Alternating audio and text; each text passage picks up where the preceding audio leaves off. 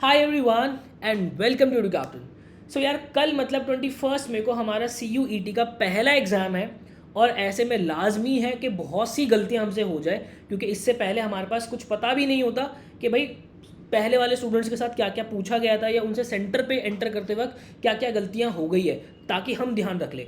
ऐसे में वो प्रॉपर लिस्ट मैं आपको देने वाला हूँ, किन बातों का आपको ध्यान रखना है, क्या चीज़ें लेके जानी है, क्या चीज़ें आपको नहीं करनी जिससे आपका एग्ज़ाम ख़राब हो जाए। वो सारी ही बात इस वीडियो के अंदर मैं करने वाला हूँ। हो सकता है कोई बच्चे ये वीडियो जो है वो मेरी बाद के एग्ज़ाम्स के अंदर देखे। आप इस वीडियो को जब भी देख रहे हो, इस वीडियो को देखने के बाद तुरंत उसमें बिल्कुल भी डिले मत करना। तुरंत जो है जो जो लिस्ट जो जो चीज़ें मैं आपको बताऊंगा वो कैरी बैग जो आप कल लेके जाने वाले हो उसके अंदर अभी ही डाल के रख लेना, क्योंकि कल जब आप एक अलग ही लेवल पे हमारे पास एग्ज़ाम वाले दिन प्रेशर होता है तो लाजमी होती है कुछ चीज़ें हमसे छूट जाए। तो यार देखो, सबसे बड़ी चीज़ जो सबसे बड़ा मिथ पता नहीं मार्केट में कहाँ से आ गया है कि सेल्फ डिक्लेरेशन फॉर्म कोविड-19 का जो है, कोविड-19 का कोई फॉर्म जो है वो आपको भरने को जो है वो कहा जा रहा है। ऐसा कुछ नहीं है, आपको कुछ भी चीज़ नहीं भरनी है। आप जो है कायदे से एक बार जो एडमिट कार्ड आपका आया है ना, उसको एक बार देखो। मैं यहाँ पे आपको दिखा देता हूँ। यहाँ पे ना एक बात बहुत क्लियरली कही है इन्होंने, देखो। The admit card consist of 2 pages, page 1 centre के डिटेल्स और पेज 2 जो कि इंपॉर्टेंट इंस्ट्रक्शन है आपके कैंडिडेट के। यही 2 पेज है। एडमिट कार्ड आपका 2 ही पेज का है, 2 ही पेज का आपको लेके जाना है। इसके अलावा आपको कोई तीसरा पेज नहीं लेके जाना है, ठीक है।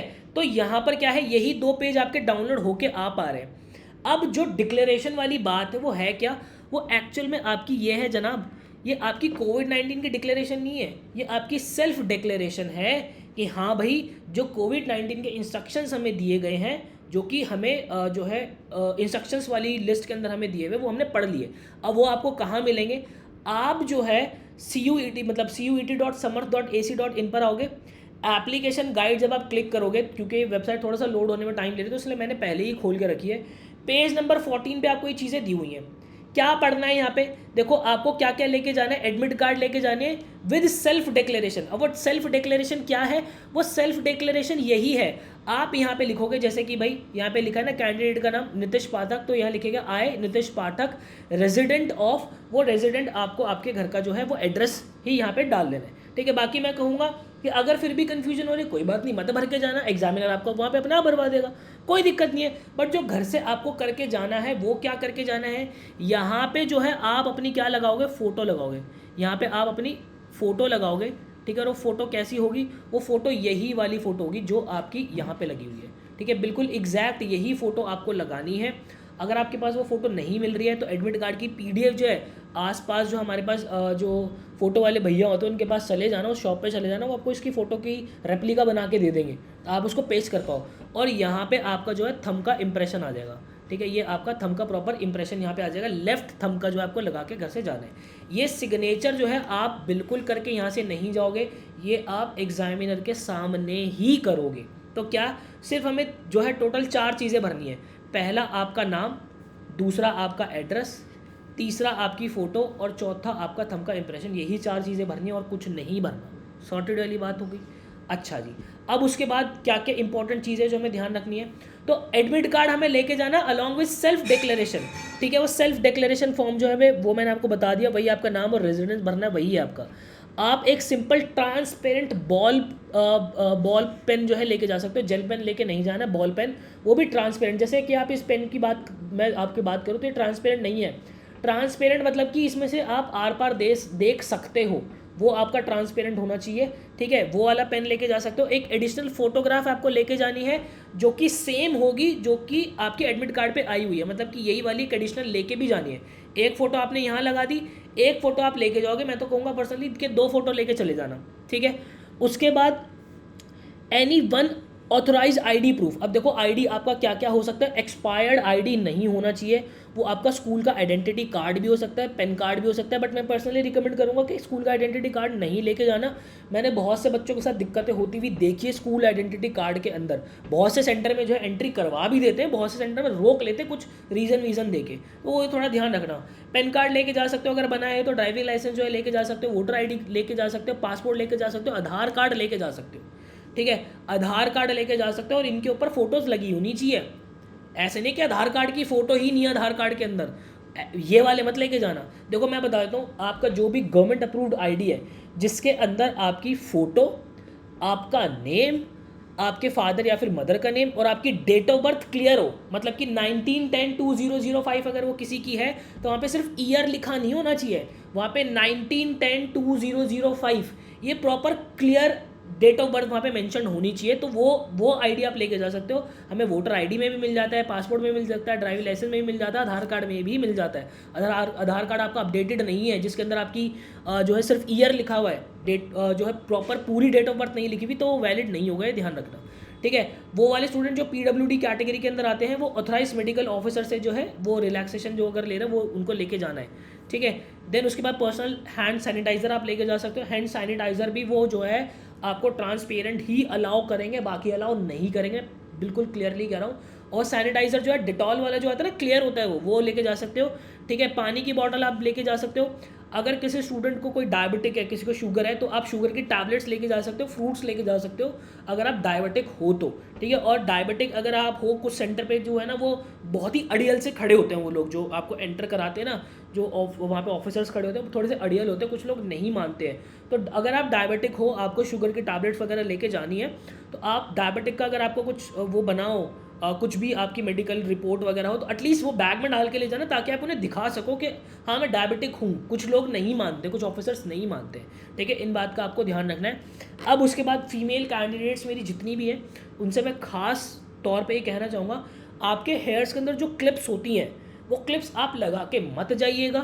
कोई भी ज्वेलरी जो होती है, आपकी ईयरिंग्स होती है, आपकी नोज रिंग होती है, आपके हाथों में कोई रिंग होती है, इनफैक्ट लड़कों की भी मैं कहूँगा हाथों में कोई रिंग होती है, कड़ा जो होता है, ये भी अलाउ नहीं करते हैं। मैं आप सभी को पर्सनली रिकमेंड करूँगा कि ये जितनी भी आपकी एक्सपेंसिव चीज़ें हैं ये आप घर ही रख के जाना, इनको लेके मत जाना। होता क्या है कि कुछ सेंटर्स में तो बिल्कुल ही मना कर देते हैं कि हम नहीं रखवाएंगे, और कुछ सेंटर्स में फिर क्या होता है कि ये ऐसे रिंग निकलवा के वो एक जगह रखवा लेते हैं और वहाँ पे बहुत सारे स्टूडेंट्स की जो है चीज़ें रखी होती है। अब ऐसे में होता क्या है, ऐसे में जो होता है जब आप वापस निकल रहे होते हो वहाँ से, तो कोई भी किसी की भी चीज़ निकाल लेता है, तो थोड़ी दिक्कत हो जाती है। और वही वाली बात है ना यार, आप इतनी एक्सपेंसिव चीज़ बाहर रख के आ रहे हो, ठीक है, फिर आपके माइंड में वो बात चलती रहेगी कि यार मेरी अंगूठी वहाँ रखी हुई है, मेरा कड़ा वहाँ पे रखा हुआ है, इतना एक्सपेंसिव है, तो वो बोझ लेके पेपर में बैठोगे तो पेपर को अच्छे से अटेम्प्ट नहीं ले पाओगे, तो इन सब चीज़ों का इम्पैक्ट आपके एग्जाम पे आएगा। ये सारी चीज़ें नहीं लेके जानी है। गर्ल्स अगर हैं तो नॉर्मल एक चोटी बनाओ, नॉर्मल सी एक बैंड लगाओ उसके अंदर, दैट्स इट, और कुछ नहीं आपको जो है ज्वेलरी वगैरह नहीं पहननी है। रही बात आपकी कपड़ों की, मैं आपको पर्सनली रिकमेंड करूँगा कि फुल स्लीव्स अवॉइड करना कि आप पहनो, नॉर्मल एक टी शर्ट हाफ स्लीव्स की पहन के जाना। नॉर्मल नीचे अगर जीन्स आप पहन रहे हो तो जीन्स ऐसी पहना जिसमें आपको बेल्ट की ज़रूरत ना पड़े, क्योंकि बेल्ट अधिकतर सेंटर्स पे जो है वो बेल्ट आपसे निकलवा लेंगे। मैं आपको पर्सनली रिकमेंड करूँगा कि स्लीपर्स के अंदर या फिर चप्पल्स के अंदर जाना, आप प्रॉपर नॉर्मल चप्पल पहन के जाना, क्योंकि शूज़ के अंदर होता क्या है, वो शूज़ आपसे बाहर निकलवा लेते हैं, सॉक्स आपसे बाहर निकलवा के उनको ऐसे झड़का के वो वापस पहन के फिर आपको एंटर करने देते हैं। तो इन बातों का ध्यान रखना है। मतलब देखो, मेरा सीधा सीधा सा कहने का मतलब ये है, खुद को जितना लाइट रखोगे ना, आपका माइंड उतना ही लाइट रहेगा। फालतू की चीज़ों में इधर उधर भागा दौड़ी मच गई तो इस पर प्रेशर आएगा, सीधा सीधा इम्पैक्ट आपके एग्जाम पे पड़ेगा। सेंटर जो है आप टाइम से पहुंच जाना। यहाँ पे क्या है, यहाँ पे 2 टाइमिंग आपको दी हुई है, आप अगर देखोगे तो एक आपको रिपोर्टिंग टाइमिंग भी दी होती है। हाँ देखो, रिपोर्टिंग टाइम आप देख रहे हो तो यहाँ पे रिपोर्टिंग टाइम जो है 2:30 बजे की दी हुई है कि रिपोर्ट आपको करना है, और गेट क्लोजिंग का टाइम आपको 3:30 बजे का दिया हुआ है। मतलब कि मैं आपको तो एक ही चीज़ रिकमेंड करूँगा कि भाई आप 2:30 बजे जो है पहुँच जाना। कि जो भी आपका रिपोर्टिंग टाइम दी हुई है ना, मतलब कि गेट में घुसने का जो टाइम है आपका वो 2:30 बजे दिया हुआ है, तो 2:30 या ज़्यादा से ज़्यादा 10-15 मिनट लेट, बस इससे ज़्यादा लेट मत करना। इसके पीछे का भी रीज़न बताता हूँ। गर्मी है बहुत ज़्यादा, ठीक है, ऐसे में हमें अपने माइंड को रिलैक्स करना बहुत ज़्यादा ज़रूरी होता है। जब आप सेंटर के बाहर खड़े हो गए ना, तो वहाँ पे आपको चेकिंग के लिए लाइन लगा के जानी पड़ेगी, ठीक है, लाइन लगा के जाओगे, देन उसके बाद थोड़ा टाइम वहाँ पे वेस्ट होगा, आप अपनी आईडी वगैरह अप्रूव कराओगे, एडमिट कार्ड वगैरह उन्हें दिखाओगे, वो आपकी प्रॉपर चेकिंग करेंगे, अगर कुछ ज्वेलरी वगैरह वो सारी इधर उधर की चीज़ें होंगी। देन उसके बाद आप जो है अपनी लैब तक पहुंचोगे। लैब में जाने के बाद आपकी जो है बायोमेट्रिक होगी, ये जो आपको यहाँ पे कोड दिया हुआ है ना, QR कोड, बार कोड जो दिया हुआ है, ये स्कैन होगा, आपको सीट अलॉट की जाएगी, फिर आप वहाँ पे जाके बैठोगे, तब जाके थोड़ा सा जो है आप रिलैक्स मोड पे आ पाओगे। ऐसे में होता क्या, अगर आप बिल्कुल टू द पॉइंट टाइम पे जाओगे तो यहाँ पे होगा कि आप बहुत पैनिक सिचुएशन में रहोगे। तो एटलीस्ट आप जब सीट पे अपने ढंग से पहुँच जाओगे, तो अधिकतर सेंटर्स में तो क्या होता है, एसी वगैरह चल रहा होता है, तो हम थोड़ा शांति से बैठ जाते हैं, पानी वानी पी कर आ जाते हैं, हमें वॉशरूम जाना होता है तो हम वॉशरूम होकर आ जाते हैं, जिससे हमारी बॉडी जो है रिलैक्स मोड पर आ जाती है और हमारा ब्रेन थोड़ा सा एक्टिव हो जाता है। हम ब्रेन को ठीक से ट्रेन कर लेते हैं कि हाँ भाई अब कुछ देर बाद हमें प्रॉपर फंक्शनिंग करनी है, तो अब रिलैक्स मोड पर आ जाओ। तो मैं आपको पर्सनली एक चीज़ रखूँगा, जिस दिन आपका एग्जाम है रिलैक्स मोड पर रहना, फालतू की चीज़ें लेके मत जाना। स्टिल आपका कोई भी डाउट होता है कमेंट सेक्शन के अंदर मुझे बता देना। चीज़ें कंक्लूड कर रहा हूँ, कोई आपको एक्स्ट्रा पेपर लेके जाने की ज़रूरत नहीं है। 2 पेपर है बस, आपका एडमिट कार्ड दोनों ही प्रिंट आउट करवा के लेके चले जाना, दैट्स इट। क्या भर के जाना है आपको? आपका नाम, चाहो तो मत भरना, ये भी आपको आपका एड्रेस चाहो तो ये भी मत भरना, बस घर से आपकी फ़ोटो और आपका थंब ये लगा के चले जाना, सिग्नेचर यहाँ पे करके मत जाना, ठीक है। और स्टिल कोई डाउट हो तो कमेंट सेक्शन के अंदर बता देना, मैं उसका रिप्लाई वहीं कर दूंगा, या फिर मैं जो उसके ऊपर प्रॉपर वीडियो ही आपकी बना दूंगा। आई होप आपको क्लैरिटी मिली होगी, and all the best. Edu captain की पूरी टीम से जो है आपको बहुत सारी दुआएं, बहुत सारा आशीर्वाद, बहुत अच्छे से एग्जाम करना, जो क्वेश्चन आ रहा है उसको अटेम्प्ट करते हुए चलना, और जो क्वेश्चन आपको लग रहा है कि मैं कर सकता हूँ बट अभी नहीं हो रहा है, उसको मार्क फॉर रिव्यू कर देना। और ऐसे क्वेश्चंस के पीछे बिल्कुल भी समय खराब नहीं करना है जहाँ पे बहुत ज़्यादा टाइम आपको लग रहा है, उन क्वेश्चंस को ईगो पे नहीं लेना है, प्रॉपर तसल्ली से एग्जाम करना है। आई होप कि बहुत क्लैरिटी आपको मिली होगी। मिलता है ऐसे किसी नेक्स्ट वीडियो के अंदर, मुझे दीजिएगा इजाज़त। Till then bye bye and take care.